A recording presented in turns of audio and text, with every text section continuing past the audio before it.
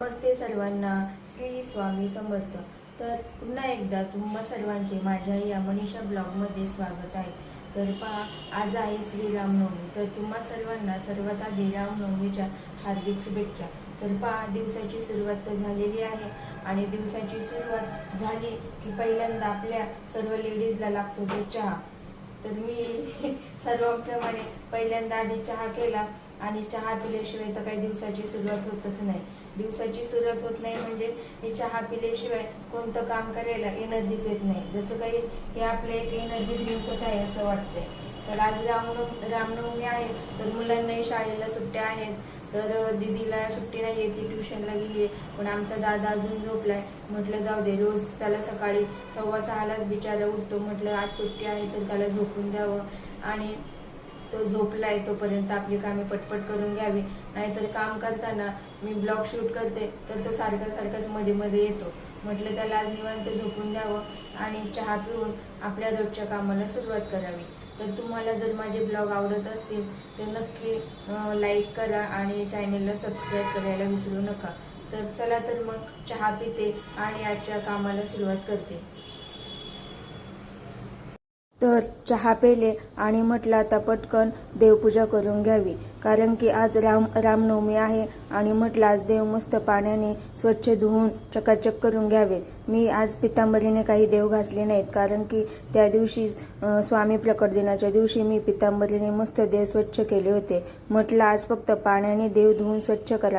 देव मस्त पाण्याने स्वच्छ धुवून घेतले आणि म्हटलं आता वरती देवाऱ्यात मांडून घ्यावे. देवाराही मस्त छान पुसून वगैरे घेतलं. आणि बघा, माझ्याकडे काही जास्त देव नाहीत, पण पाहिजे तेवढे महत्त्वाचे देव आहेत. महत्त्वाचे म्हणजे सगळेच देव आपल्यासाठी महत्त्वाचे आहेत, पण देवारा माझा छोटा असल्यामुळे माझ्याकडे मोजकेच देव आहेत.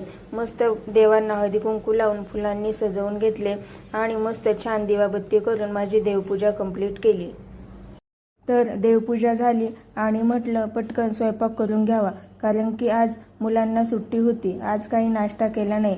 म्हटलं मुलांना नाश्ता दिला की ते पटकन नंतर जेवत नाही आणि दिवसभर त्यांना जेवा म्हणावं लागतं. म्हणून म्हटलं आधी बाकीची कामं सोडून पटकन स्वयंपाक करून घ्यावा. तर पहा, आजचा जेवणाचा मेनू होता अळूची वडी, भाजी आणि चपाती. तर पहा, मी इथे अळूची पानं मस्त पाण्याने धुवून घेतली आणि नंतर त्यांना बेसन पीठ लावून मस्त भरायला सुरुवात केली. म्हटलं अळूच्या वड्या सगळ्या भरून घ्याव्या आणि नंतर चाळणीत त्यांना उकडत घालाव्या. तर मी अळूची वडी ही चाळणीत किंवा कधी कधी इडलीच्या भांड्यातही उकडते. अळूच्या वड्या मस्त भरून कढईमध्ये त्या उकडायला ठेवल्या आणि म्हटलं आता भाजीची तयारी करावं. तर पहा, ही कोणती भाजी आहे तुम्हाला माहीत आहे का? कारण की मला तर माहीत नाही ही कोणती भाजी आहे. आमच्या त्यांनी ही भाजी ब्लिंकिटवरून ऑर्डर केली आणि तिचं काही मला नाव गाव माहीत नाही, पण यूट्यूबवरती शोधलं तेव्हा ह्या भाजीला खोल असे नाव आहे. तर ही खोलाची भाजी आहे वाटतं. तर तुम्हाला कोणाला या फळाचं नाव माहीत असेल किंवा या भाजीचं नाव माहीत असेल तर मला नक्की कमेंट करून सांगा, कारण की या भाजीचं मला नावही माहीत नाही आणि मी ही भाजी पहिल्यांदा पाहते आणि पहिल्यांदाच बनवते. आमचे ते ब्लिंकिटवरती काहीही नवीन दिसलं की ऑर्डर करतात आणि मला म्हणतात बनव आता. आता तुम्हीच सांगा, जर कोणत्याही भाजीचं नाव गाव माहीत नसेल तर ती कशी बनवायची? तर आपलं आहे बाबा यूट्यूबला शोधा आणि बनवा. तर यूट्यूबला शोधलं आणि त्याप्रमाणे भाजी बनवायला घेतली. तर या भाजीची चवही माहीत नाही कशी आहे ती, पण म्हटलं चला ट्राय करूया, आवडली तर नेक्स्ट टाईम पुन्हा मागवता येईल. तर त्या भाजीला मी मस्त तिच्यावरचे सालपट काढले, कारण की वरचे सालपट हे कडक होते. म्हटलं सालपट आधी काढून घ्यावे आणि नंतर बारीक चिरून ते शिजायला टाकावी. तर तुम्हाला माहीत असेल ही भाजी तुम्हाला माहीत असेल तर मला नक्की त्याचे नाव कमेंट करून सांगा. तर पहा, इथे भाजी मी फक्त लाल तिखट, मीठ आणि हळद टाकून शिजवली आणि वरतून मस्त कोथिंबीर वगैरे टाकली. म्हटलं पाहूया आता तिची टेस्ट कशी लागते. शिजून तर ठेवली आहे, जेवताना कळेन आता की भाजी कशी आहे. भाजी वगैरे शिजून झाली. अळूच्या वड्याही मस्त उकडून झाल्या आणि म्हटलं आता जरा हॉलकडे बघावं, कारण की पहा सकाळी सकाळी माझ्या हॉलमध्ये किती पसारा असतो इथे. कारण की दीदी सकाळी उठून ट्युशनला गेली, पण हंतरून अजून तशीच पडले होते. म्हटलं पटकन हंतरून काढावी म्हणजे जरा हॉल बरा वाटतो. नाहीतरी जर सकाळ सकाळ कोणी घरी आलं तर म्हणतील पहा यांचे अजून अंथरुणं पडलेली आहेत.